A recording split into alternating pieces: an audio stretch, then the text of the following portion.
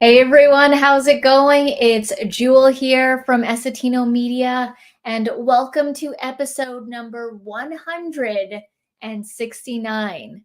All right, so today it's just going to be me, half of Essetino, and we're going to do this live stream old school style, almost like we're hanging out like the good old days. I'm not sure if you guys remember that kind of a stream when we first started this whole thing in 2020, was we would just go live and then just start chatting with you guys and just start hanging out.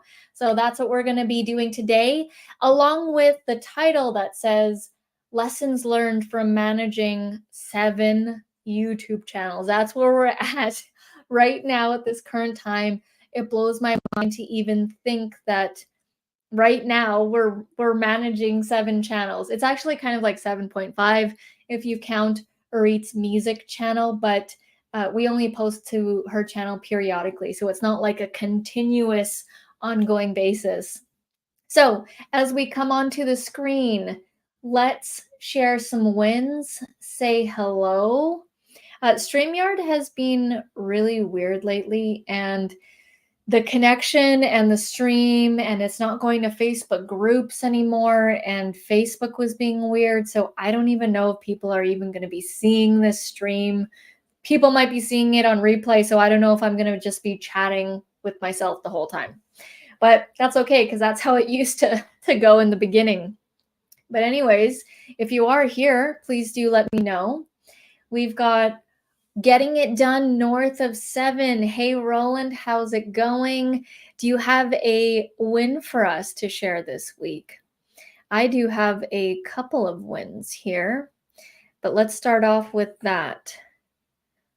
All right, we've got Phil in the house. Hey, Phil, I haven't seen you on the stream in a while. I've been seeing you a lot on Instagram, and I've been seeing that you've been hitting some new subscriber milestones. So cool to, I know you see me, but I don't see you, but it feels like I see you. So cool to see you on the stream. How's it been going? Share some wins if you've got any. All right, and we've got, oh, it's I recognize the picture, but I don't recognize the name. Here we go. From Tracy, Reviews and How-Tos for You. Hi, Roland and Jewel. You're Tracy, right? I had to look at your picture there for a second. Joining from your second channel. That's so cool. I like the name. I like the name. It's very clear on what it is. Reviews and how-tos for you. That's awesome. And that's pretty cool that you can incorporate how-to tutorials as well, because before I think this was more of a review channel, correct? So that's really cool. And then, all right, Bill here. Yeah, I went on holiday, so I was going to bed before 2 a.m., so you missed the lives. No worries, no worries. I mean, I think it's so cool that you even stay up until 2 a.m. to watch the live stream. That's really cool. One of these days we'll be in the UK and we'll live stream from there, and it'll be the correct time. It won't be 2 a.m. for you. That's cool.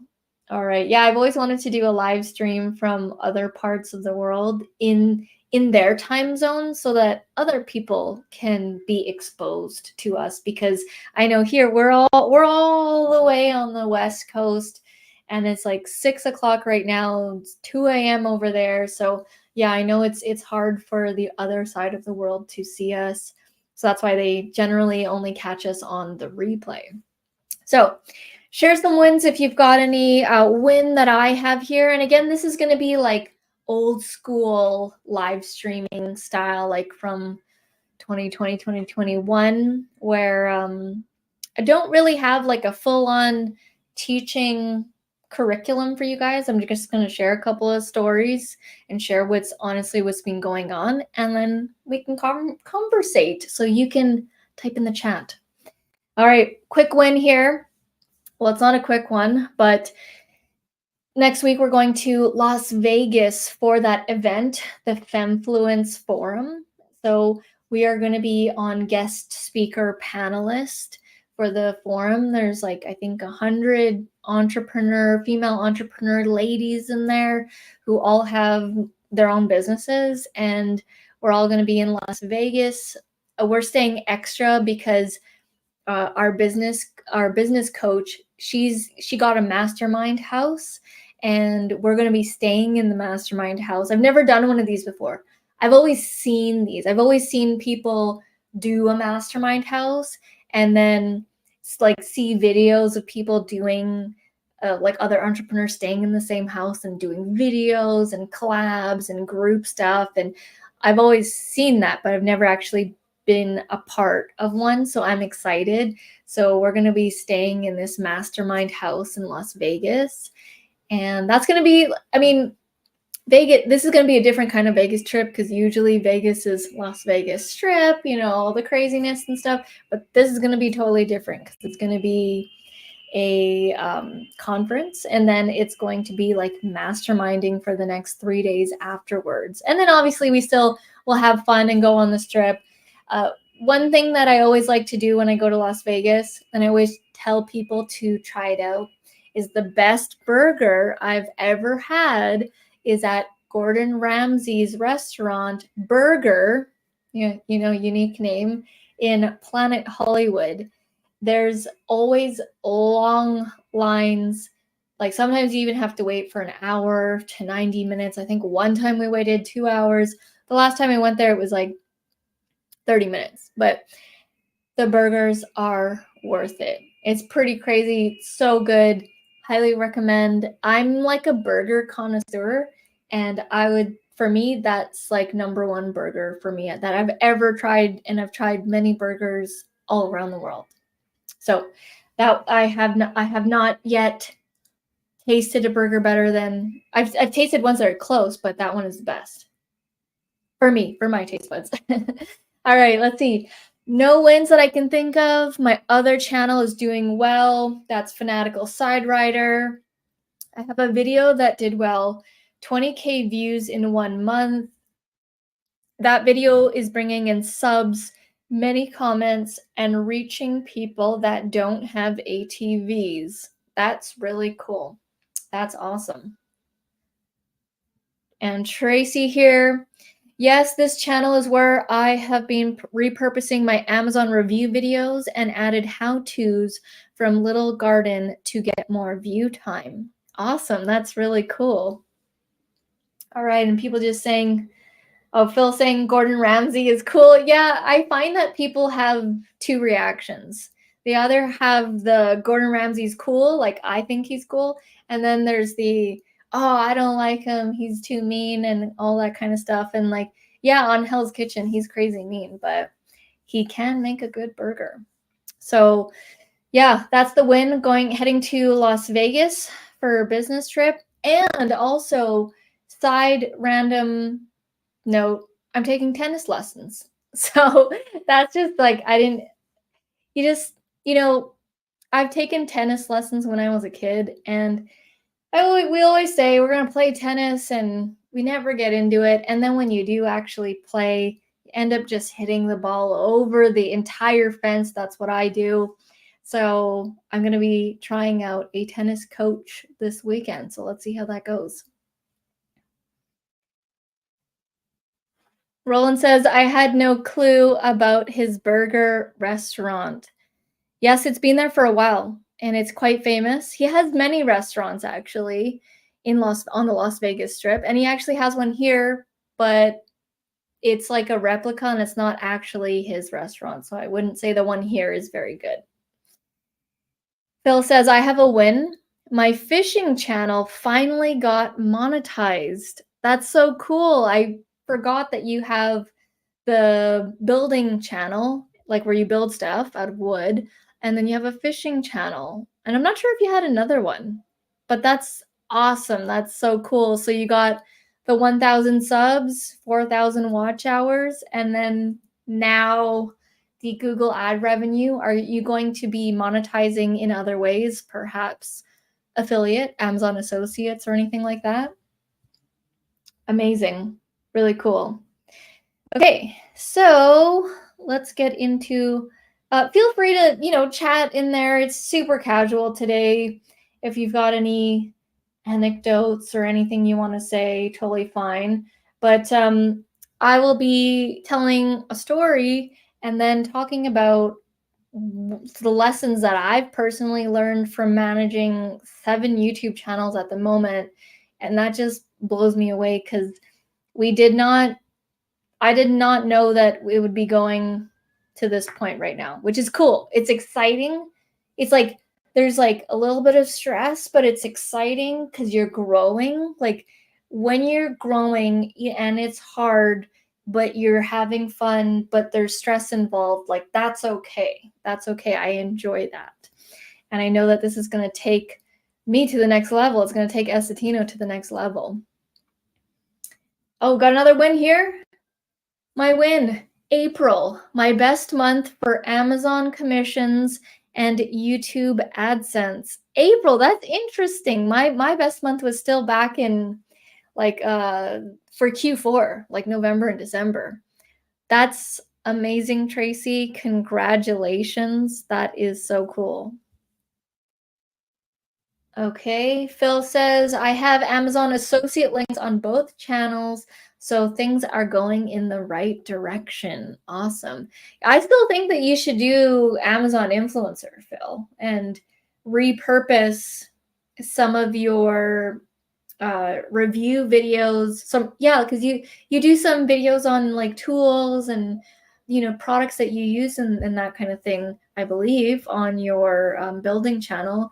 Those would do well. You would need to edit them for Amazon influencer because you can't say like subscribe and stuff like that and links in the description. You'll have to remove those, but that can just be like a quick edit. I mean, when I was first doing Amazon influencer, I went through our channel and I went through every single product that I've reviewed, which isn't that many.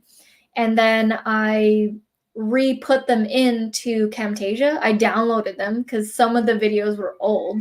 I re-downloaded them and then just clipped out the appropriate parts and just kind of left it.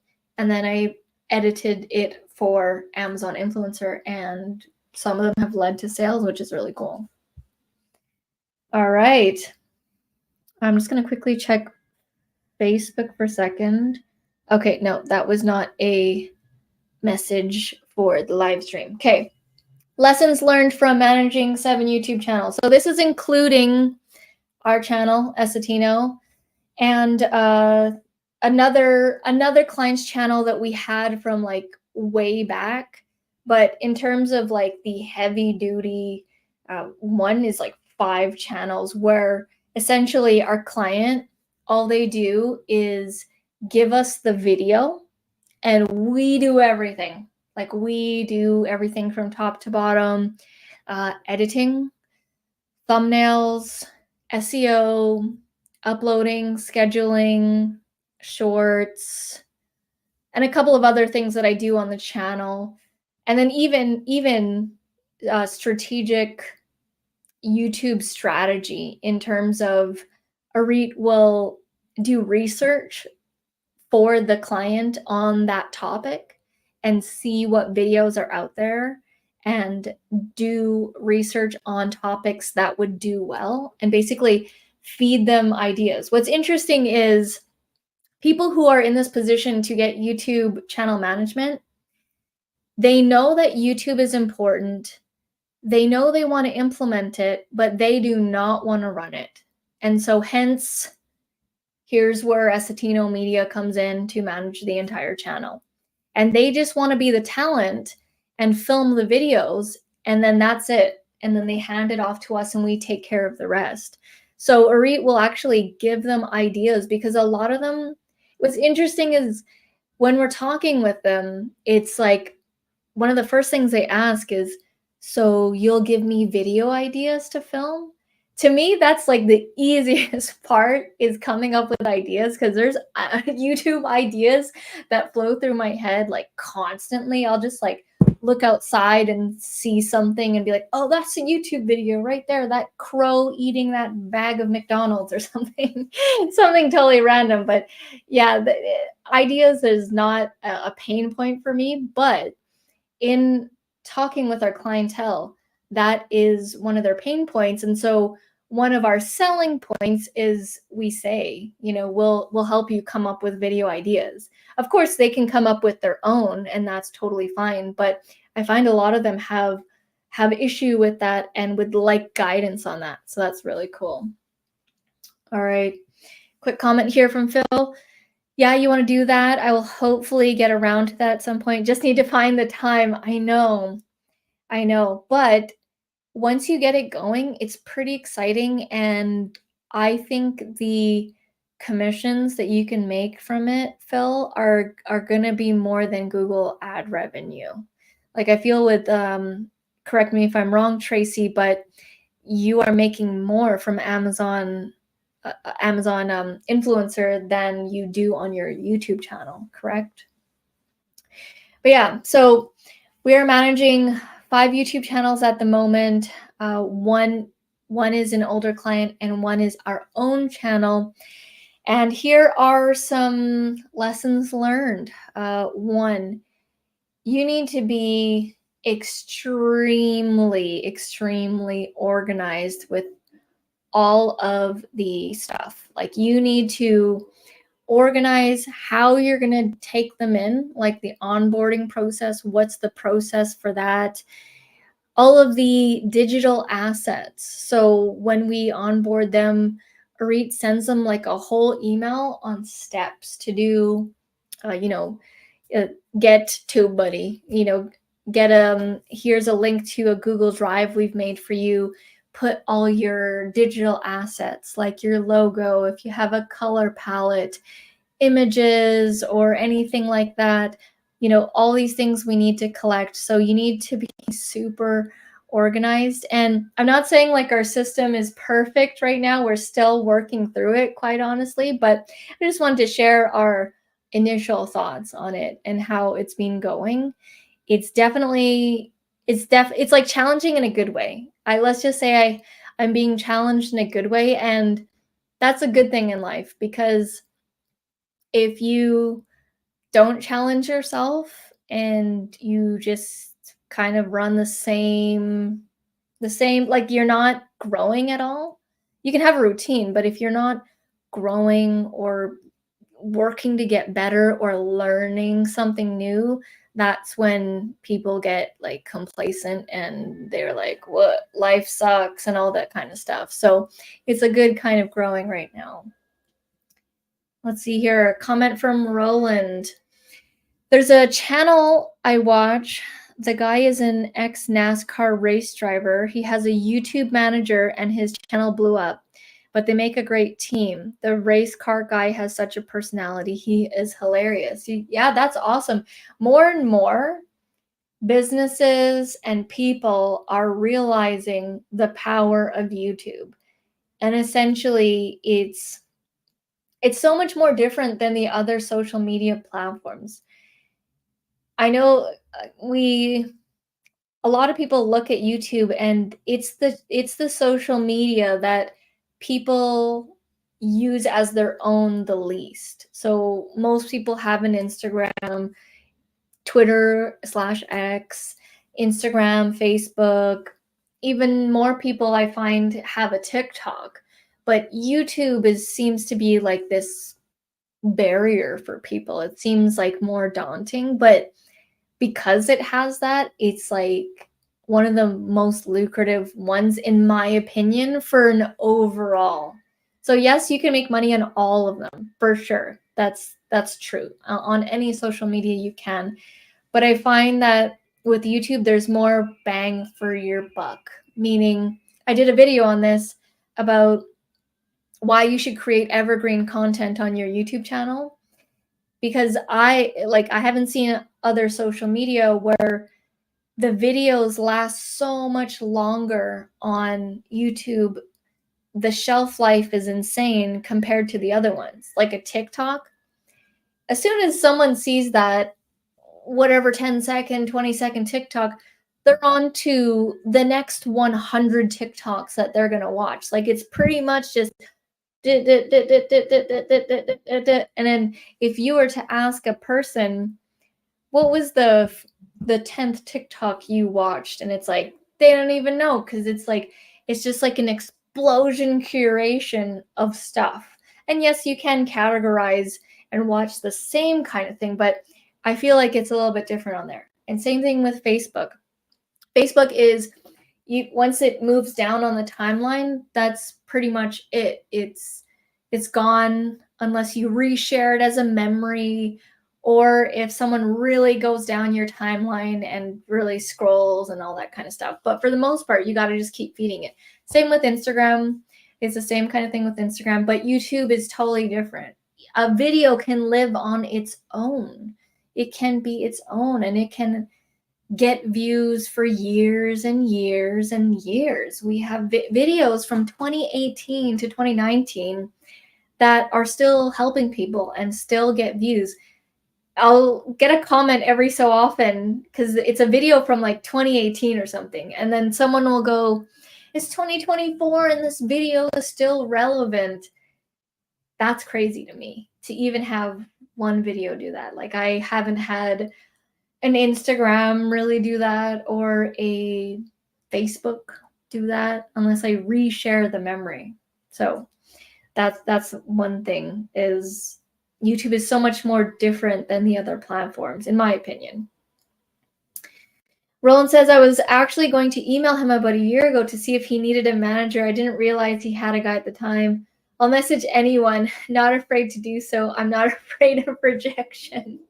What was your worst rejection, Roland? Have you ever gotten like a harsh response, like, stop emailing me? Have you ever gotten one of those? There's going to be a little bit of dead air as I take a drink, because usually Auret would be talking.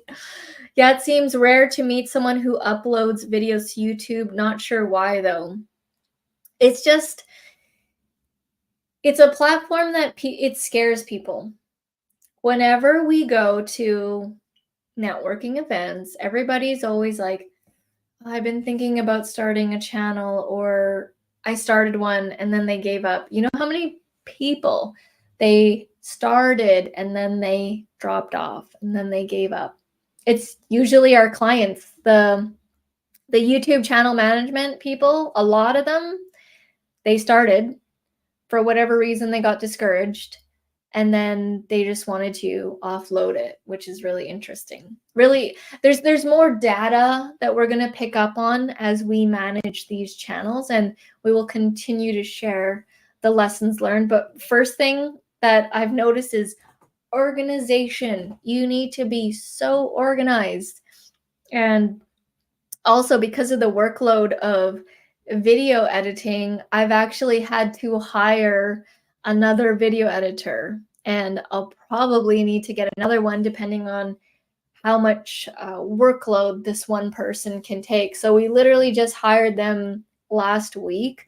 Up until that point, I was doing all of the video editing, and it's a lot. It was like my computer, I had to like clear so much space because everybody's videos, and there's just like 5 times more videos and all that kind of stuff. And really having to switch you have to look at each person's editing, right? And what is this video or channel trying to achieve, and try and put that kind of editing. For the most part, luckily, they are how-to videos. Like, these are all entrepreneurs and coaches and stuff. So it's similar. It's similar to our style.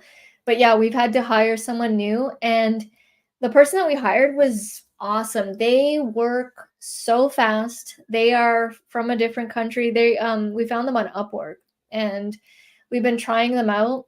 They are so keen, so eager, good communication. If you are going to outsource and hire someone, that's one of the first things we ask is, can you speak English well? Like, not just like 'cause there's certain lingo that we use in the English language, certain slangs and all that kind of stuff. And if you're not accustomed to that, then it makes communicating really difficult. So that's one of the first things that we ask.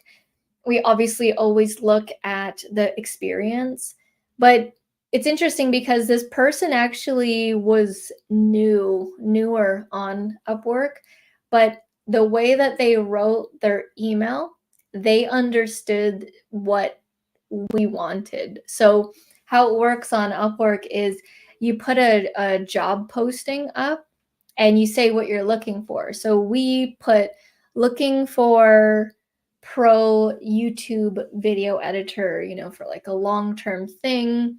Yeah, it would be like 5 to 10 videos a month, that kind of thing. And this person saw that and they spoke YouTube talk to us. So they were talking about how they would edit the video and they showed us a couple of examples. To be honest, there were other people that had, I would say, what looked like a better uh, video editing portfolio, right? But I never do the final judge on that until they actually test it out on a test piece of edit. So there were people that had way more experience, way more reviews, way more everything than the person that we chose, honestly. But what it came down to was we gave the same video to 4 people. We shortlisted, so we got like 121 applications. And that's a lot. It's a lot. And then from there, we weeded it down to 4. And down to the 4, we each gave them the exact same video. And then we were like, not much direction, because I didn't want to give them too much direction because I wanted to see what they could do without direction. Obviously, I'm going to give them direction when we hire them, right? But I just wanted to see, where are they going to take this? So we gave them the same video. They all edited the same video. Out of the 4, one didn't even finish it. Like, one didn't even reply. We also gave them a deadline, a 24-hour deadline, because I wanted to see how fast they would work. Now, it wouldn't always be a 24-hour deadline, but you just want to see people's character, right? Are they going to take this seriously? If need be, if there needs to be a 24-hour deadline, can you make it? So that, and then so one dropped out. They didn't even submit or say anything. Clearly, I guess they thought maybe they couldn't make it, because we told them that there are 4 people in the running and this is now the final test. And then we got one that came in the fastest, the person that came in the fastest, and this was the person with the least experience and the one that we ended up going with. And then we got 2 others. And then the 2 others didn't even really compare, in my opinion, to the editing. Like, you can see that it was their portfolio and what they actually did on the edit was completely different. There was one video we got where all they did was just add captions at the bottom. That's all they did, was just add captions. And that, for a YouTube video, like, that's not a YouTube video. That's a course, like a lecture video, or it's not even a short or anything. It's just adding captions at the bottom. No cuts, no anything. So that told me, okay, I don't know if you're understanding like the way that it kind of works on YouTube. And also the one that we ended up hiring, they researched us. They went onto our website, they went onto our YouTube channel. We didn't ask them to. We didn't tell them to look us up, but he went on there and he went on our Instagram. So this is what I mean. It's like, you never know who's going to see your stuff, and always have your stuff, your ducks in a row. So he saw our stuff and he was like, I really want to work for you guys. And, I think it would be a good match and stuff. So it showed me that he was eager and that he really wanted the position, because we want people that really want, obviously, the gig and the job, because if you don't have the drive and all that kind of stuff, then things are going to fall through the cracks. And since hiring this person, it's been amazing. Their communication skills are awesome. It's not like they're perfect at English. That's not what we're looking for, but like that you can actually communicate and say, hey, this is uploaded, this is here, this is there. I tried this on the video, right? So communication was awesome. This person works really fast, like lightning fast. It would take me a long time to edit the way that he edits. And he's a better video editor than me. Hands down, better video editor than me.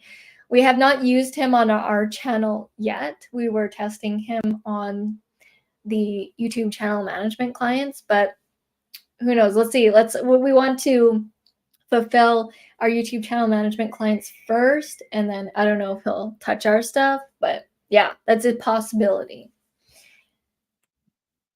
Quick comment here from Tracy. Also got my first big brand deal using my media kit to promote my services. A Canadian company giving me a free garden grow box. Excited to test it out and make videos and hopefully affiliate sales. That is amazing, Tracy. I bow to you because you take action and you actually are working it. The growth that you've had is amazing. Amazing. So how did tell me a little bit more about the story. You reached out to the company and you sent your media kit. Also, what time is it? 33:33. I'm just gonna pose for I want to take a screenshot and post this on my social media. Okay, so hold on. Okay, we got it. That's amazing. Congratulations. And you know, you could have one really good brand deal and it go really well. Like the company that we work with at the moment for sponsorships for doing how-to tutorials, they pay really well and we have such a good relationship with them. And whenever they come to us periodically and they'll say, hey, we got this new product or feature on the website, can you create a video on it? And we're like, yep, here's our prices. There's like no back and forth. It's always like, yep, sounds good. Like you've created that credibility. So we don't have a huge amount of sponsorships, but you don't need a lot. You can do well with a couple really good ones. Kind of like how these 5 YouTube channels, it's only 5 clients, but it's generating over 5 figures a month right now. And we're in the process of raising it right now. We've done a lot of testing with pricing. Initially, we priced it really high, and then we got feedback. We went really high, and we tested it out, and people were like, "Oh, that's really high. I don't think I can swing that. I don't think I can do that. I love your services, but that's not really going to work." And then so we would say, "Okay, well, what's a price you can handle?" And don't be afraid to say that kind of stuff. If they say, "Oh, you're too high," and then say, "Okay, well, what can you handle?" And then you kind of just meet in the middle there. And so that's where our pricing is right now. It's between $2,000 to $3,000 a month per YouTube channel. Some of them more because of certain aspects that are involved, like getting podcast audio. Some of them want to strip the audio for podcasts, or they want like a little extra thing happening with graphics or something like that. But you can do very well with a small amount of clients with a high price point. And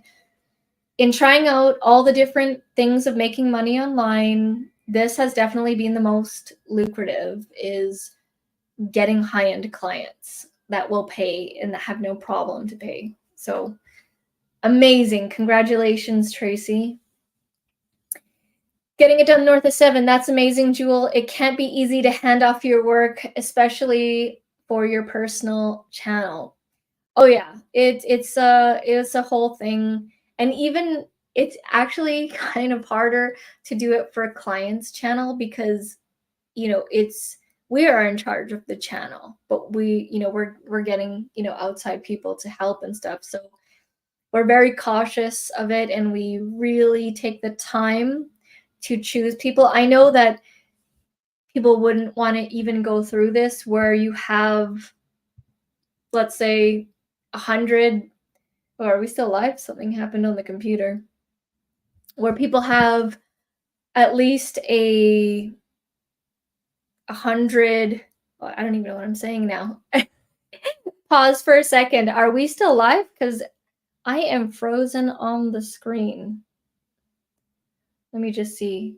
Oh, I'm frozen for some reason. They said that this would happen. Oh, you can still hear me. Oh, so this is a podcast now? Okay. Apparently, this is just going to be the shot of me now. Hopefully it kicks in. Apparently StreamYard, before this stream happened, it said that they are experiencing high volume of streams and this might happen. So I guess it's happening, but I guess this is now turning into a podcast. That's funny. Oh, the comments I'm changing the comments. Can you guys see the comments on the screen? Let's see. Amazing, Tracy. The media kit is powerful. People are saying very cool. And then Roland's saying, I've been thinking of getting Roberto Blake's brand deal and sponsorship course. He says that most YouTubers don't charge nearly enough. Remember, these companies have an advertising budget that need to be spent. So I would actually say, Roland, to go for it, because Roberto Blake, he knows how to get brand and sponsorship deals. That's one thing I've noticed of him throughout the years is that guy gets sponsorships. If you go on his live streams, I think he has like a rotation of 3 to 5 sponsors at a time. So and I know they're not paying chump change. Like, I know he's getting a good amount, and that's what it's almost like it's reoccurring, right? So I'm sure you strike up a contract deal for a year or so, because what I've noticed from Roberto is he is constantly promoting these people in every live stream, and I'm not sure if he does it in every video that he does, like every pre-recorded, but he knows how to get brand and sponsorship deals for sure. And I would totally do it, because I know you want to get more sponsorships for both channels. So yeah, that'd be a good idea. I'm guessing I'm still frozen. Am I? Okay. You still hear me? Everybody still hears me? Apparently it looks like I fell asleep. That's funny. Well, I'm glad that there's still people listening, because this is now a podcast. This is really funny because you never know what's going to happen, right? The 169 live streams, and you still have new things happen. We haven't had this one where it's frozen, but you can still hear me and the comments still work. So that's really interesting. I would go for it, Roland. Let's continue on with the lessons learned from managing 7 channels. You need to, if you're managing anything, first of all, you need to know your shit. Like, you need to know it inside and out. Now, of course, obviously, there's still things I'm learning, but in terms of the mechanics of YouTube, like uploading, where are these buttons, end screens, the YouTube community tab, this part, like, I have been uploading videos 3 to 4 times a week since 2015. It's 2024. So yes, the YouTube platform I know very well. And you have to actually like it. Like, you need to like what you do. I love it. I get so excited when I get to upload a video for a client because we're building their channel. It's almost like we're growing their channel, and Essetino Media is a part of the channel. I'm so excited for these channels to grow. We have one channel that's about to hit 1,000 subscribers. Like, that to me is so exciting to be part of that, to be part of these channels' growth and to be part of their business. And I feel honored that they would, allow us to take over their channel basically. So that's really cool. Let's see. Roland, Fanatical Side Rider has such a loyal viewer base. It's insane. Companies would be crazy not to take advantage of that.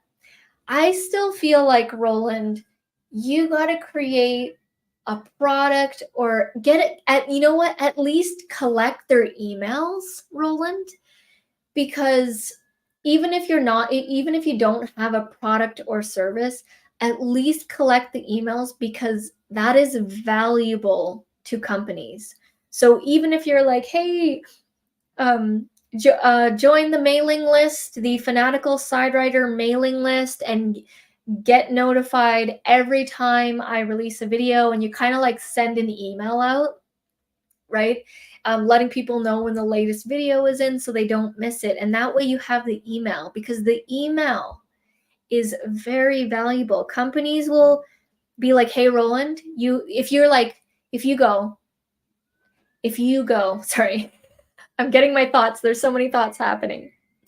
If you go to the company and you say, I've got 500 loyal ATV off-road vehicle people in my list, and you show them your open rate in your email software, and you get 30 to 40% open rate, which is not that hard to do. Ours is like between 27 to 30% open rate. And you tell them, for a sponsored email, you pay me $500 or whatever, I will email them your new windshield for the CF Moto Side Rider. And then you get $500. And then obviously you want to negotiate the affiliate link deal in there or whatever it is. And then you can make money off of the list. And obviously you would send, appropriate products, and you wouldn't do it all the time, because mainly it would be the YouTube videos, which you can send on a weekly basis or whenever you release your videos. That would actually be a really cool idea. I just thought of that right now. Same with you, Tracy. I know you don't have a specific product yet, but on your garden channel, same thing. Those people are going to be like gardeners. It's a whole community, right? Just like with the side-by-side and stuff like that. If you collected emails and, say, hey, join the mailing list, and every time I release a new gardening video, you're gonna get notified right away, because YouTube doesn't always notify people, but with the email, you're gonna get it right away. And then again, you build up your email. Then you have another way to coerce the company to say, yes, we'll work with you, because you're like, I'll do a video, I'll send an email blast, and then you get money to send people emails of the companies, like the Grow Box, for example. It's just another asset for you. And it's okay if because I know both of you don't have like a digital product at the moment or course or anything like that, and that's fine. You can leverage it this way. So for both of you, I think this would be a very good idea. Even Phil, if you're still on here, Phil, for you as well, with the building projects, with the companies that, with the tools. So those are my quick thoughts. Okay. Tracy says, let me know how you enjoy your course if you decide to take it. Yes, please do let us know. Can't believe I'm still frozen. Okay. You are right. I just thought of this right now, Roland, like completely out of the air. I'm like, wait, because I know I keep telling you guys, build a digital product, which I do think you should still do, because it's like multiple streams of income, right? I do still think you should do that, but if not, if you're not that into it at the moment, then at least collect the emails, because you guys have strong communities that are diehard fans, and you should utilize that. Okay. Could I build a list with Substack? So with Substack, you could definitely build a list with Substack. So it's a little bit different the way that we do it with Substack, Roland. So Substack is basically like a YouTube, but for the like written blog world, meaning they have their own traffic and we get Substack subscribers daily, like organically. We don't, like, people just find our newsletter, the Create Profitable whatever newsletter. People find that daily and they subscribe to us. Now, what I know that with Substack, you wouldn't be able to be like, hey, here's a promoted post from CF Moto. That's not really the general feel of it. But the cool thing about Substack is they give you the emails. So you guys are all on our list, I assume, and you receive our Substack, right? Our Substack newsletter. If you have not checked it out, look at it and see how we're doing it. So basically, we take a YouTube video, we turn it into a blog post, and then not only are we getting the Substack organic, but we're also getting a YouTube view at the same time. Now, Substack also gives us the email, which we then put into our email software. So that's from our email provider. It's called GetResponse. We send out our promotional emails through there. You don't necessarily want to send out paid promotional emails through Substack. It's not really the vibe on Substack. Like, you can, but it's not really the type of vibe that it is. And yeah, I don't know that if you always promote something that they'll like that. We've got Vince in the house. Hey, Vince, StreamYard's glitching out, so this is kind of a podcast right now where it's just a frozen photo of me blinking my eyes, but I am speaking. All right. It depends on your bandwidth, Roland. Personally, I would keep it really simple right now and just collect the emails and say, join the newsletter and just email your YouTube videos for now. I wouldn't get into Substack because there's a whole thing involved, and I would say that it would be way harder to do at the moment. If you like writing, then for sure start the Substack. But if you're not as into writing, then I would hold on for now, but still get people on your email list. Okay. Phil, what did you say about the tools, Jewel? So I was giving advice to Tracy and Roland about, and you're in the same boat too, because they all have, all three of you have a pretty good following on your YouTubes, and you have loyal people that tune in to watch your stuff.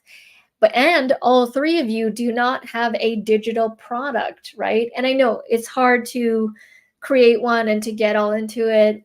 So I just got the idea of, why don't you guys just collect the emails and build your email list? And let's say you get up to 500 or whatever. Even at 500, you can say to a company, I've got 500 emails of people that are into building, that are into gardening, that are into ATVs. And when a company approaches you, you can offer that as a service to get paid. Let's say, I don't know, $500, $250 whatever you want to price it at, to do a paid email promotion, right? And then you would also want to email the list. That how you get them on the list is you say, hey, join the list, so that you don't miss an episode, because if you subscribe, YouTube doesn't always send out a notification to everyone, so you might miss my episode. That's generally how I've seen people do it, and I have gotten on people's lists because I don't want to miss one of their videos. So that was what I was saying about that. Okay. Tracy said, starting an email list is on my someday I will do list. Yeah. That was like us when we had been hearing that for like at least 5 years before we actually did something. And I wish I started sooner, because you can definitely make money from an email. All right. Hey, Vince. Yeah. It's just me on audio. It's a podcast today.